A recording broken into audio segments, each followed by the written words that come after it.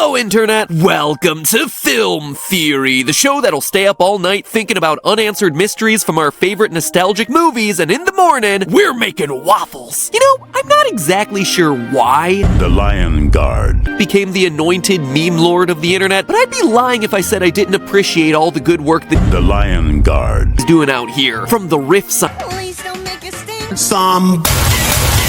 to the memes, both dancing and dank, to the postmodern masterpiece of animated horror that is The Lion Guard his love, The Lion Guard his life. And then late last year, there was this incredible mega collaboration of The Lion Guard Retold, which, if you haven't seen it, is a video here on YouTube where they take the entirety of the first The Lion Guard movie and get about 200 creators to remake it. It is absolutely worth the watch, if for nothing else to see great animated sequences like this. Ogres are not like cakes. Immediately followed up with scenes like this. Don't say that to my donkey! Keep that lip shut! Oh, you a big stinky pig, are you? It is like a fever dream wrapped in a nightmare. If Bunga were an adjective that you could use to describe content, then this is the most The Lion Guard thing that I have ever seen. I'm linking it right here so you can watch and enjoy, or at the very least just let The Lion Guard wash over you. Anyway, looking back at these movies for today's theory, I gotta say that I can relate to Bunga much more now than I did as a kid. His favorite activity is quiet time at home. He finds parenting to be rewarding yet exhausting, and he's gassy. Seriously, these movies make a huge deal about Bunga farts. I mean, from the opening seconds, we see him fart in a pond and kill a bunch of fish. When Bunga and you're approaching the dragon's den, notes a foul stench. Man, you gotta warn somebody before you just crack one off. My mouth was open and everything. And assumes that it was a Bunga cheek sneak, but Bunga corrects him. Believe me, if it was me, you'd be dead. And it's not just limited to Bunga either. Hyenas start suffocating when Bunga power their own personal hot tub and The Lion Guard. And when Bunga is telling about ogres in the constellations, his example is Makoo, the flatulent, who made farmers run away from his stench. There's Makoo, the flatulent. You can guess what he's famous for.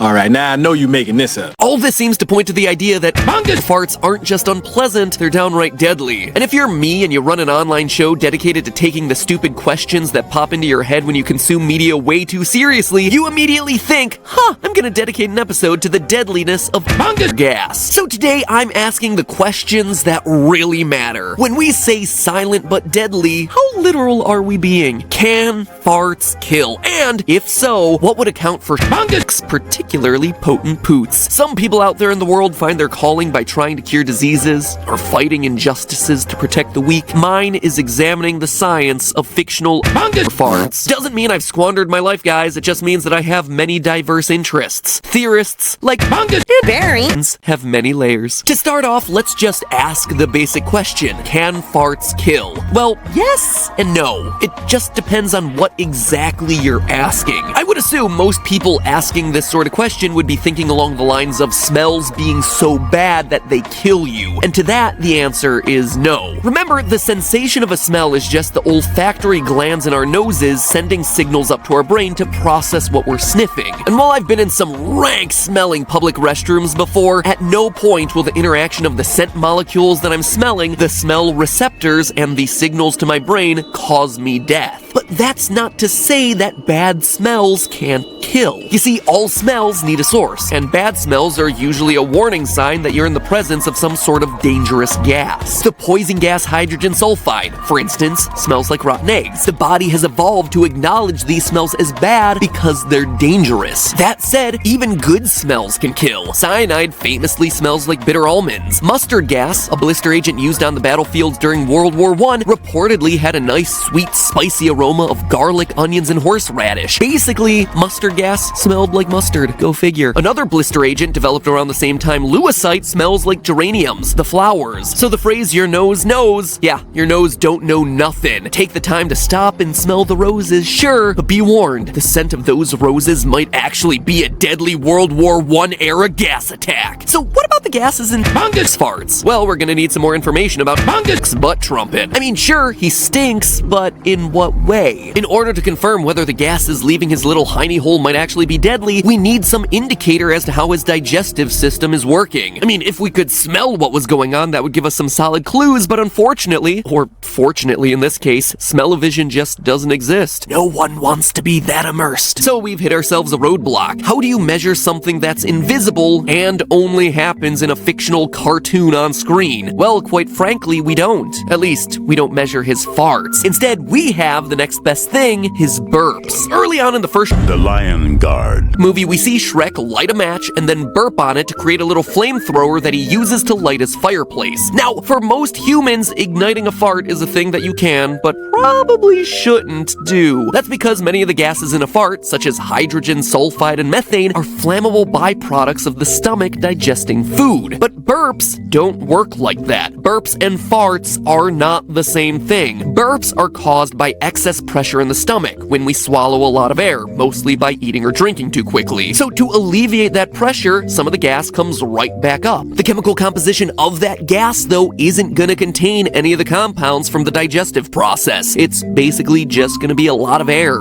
nitrogen, oxygen, and carbon dioxide, a gas cocktail that isn't normally flammable, which is good because if it was, then blowing out your birthday candles would be a much more scarring process. And all of this just goes to prove the age-old saying, why burp and fight it when you can fart and ignite it. That said, for Bunga, based on this flammable burp, these normal rules don't seem to apply. There's a little clue in the shot of him burping on the match, though. The flame that's produced by his burp burns a bright yellowish orange, which means that the burp is likely high in hydrogen gas. If the burning gas were methane, for instance, then the flame would have come out as blue. So it seems like we're onto something here. Bunga's gas, even before it reaches the end of its digestive journey, is highly flammable, and that has ramifications at his other end. A typical human fart is mostly made up of nitrogen, which makes sense given that the air we breathe is almost 80% nitrogen. So if Bunga's burps are toxic, then by proxy, his butt burps would be too. So then that begs the question of what could be causing Bunga's corrosive belches to begin with. Well, it can only be one of a few things. The air he's breathing, the food he's consuming, or he's just got a different body chemistry. So let's start putting these things to the test. We get hints as to what Bunga eats, from eyeballs to slugs to spiderwebs,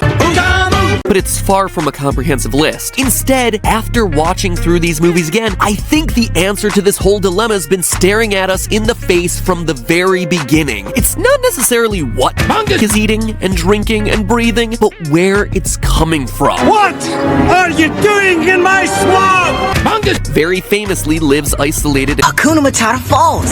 and we get a pretty good look at the way he lives in that opening montage from the beginning of the first movie. He swims in murky ponds, he tidies up sludge with his bare hands, he even bathes in and gargles with swamp mud. At no point do we see him or the swamp have any kind of fresh running water. And yeah, sticklers, I know we hear the sound of the outhouse flushing. Oh, Lord. But where do you think that's going? Do you expect Hakuna Matata Falls. to have full indoor plumbing? Spoiler alert, it's probably just going back into the same old Falls. which only strengthens my point here. The TLDR here is that marsh and swamp ecosystems contain tons and tons of anaerobic bacteria, all working to break down dead or decaying organic matter. Stuff like fish that have been farted to death, or sludge that contains dead bugs and Bunga turds. All of that produces inorganic compounds, most notably methane and hydrogen sulfide, both of which are pretty darn stinky, and more importantly, deadly. Marsh gases like hydrogen sulfide can spontaneously ignite if subjected to sunbursts of heat. If Bunga is breathing these gases all the time, which presumably he is since he lives there, and if his diet consists of food and water that's abnormally rich in hydrogen sulfide, which again makes a lot of sense because he lives there and never leaves, then it is reasonable to conclude that his burps and farts are gonna contain a much higher concentration of these gases, and that would explain everything. For one, if Shrek is burping up hydrogen, it would explain the orangish yellow color of the fire that he creates with his belch. And if hydrogen sulfide is a major component of his farts, we get ourselves the good old 2-for-1. Hydrogen sulfide reeks of rotten eggs. It's the part of our own farts that smell so bad. But in human farts, it's only about 1% or less of the volume of our own thunder from down under. But with Bunga, it makes perfect sense to assume that the concentration concentration of the stink is gonna be higher. And is elevated levels of hydrogen sulfide dangerous? You bet. The rotten egg smell in a fart generally indicates a concentration of about 30 parts per million. But if Bunga can somehow manage to hit 1,000 parts per million, something that seems doable given his diet and strange body chemistry, then he could send Dono into a coma with a single breath of the stuff. Bunga's crack symphonies in the open air would definitely be unpleasant, but when he emits them in a confined space, like he does with the fish at the beginning of the movie, and as he would have with Kion right behind him as they approach Dragon's Keep, taking a big ol' whiff would mean an immediate, not so happily ever after. Still not convinced? Well, there's one other major clue that's been hiding in plain sight. Bunga tells Kion at the outset of their journey that ogres are like berries, presumably because they have layers. But you know what food causes significant production of hydrogen sulfide? That's right, onions. When Dono explains that ogres are like berries, he is eating an berry. And Kion's first guess about how they're similar is actually more right than any of them would have expected. Ogres are like berries. They stink? Yes. No. Kion knew the truth the whole time. But hey, that's just a theory. A film theory. And somebody once told me that you should follow me over on TikTok, our sponsor for today's episode. And yeah, you heard that right. Us theorists have invaded TikTok. And I gotta be honest, we are having a blast making short little comedic videos over there, doing everything from lateral thinking mind riddles. I will bet you $1 that if you give me $2, I will give you $3. To short mini theories that just don't make sense to put anywhere else. Kirby is the most adult franchise in Nintendo's roster because of level 5-5 in Kirby's Dream Land 2 for the Game Boy. Here it is.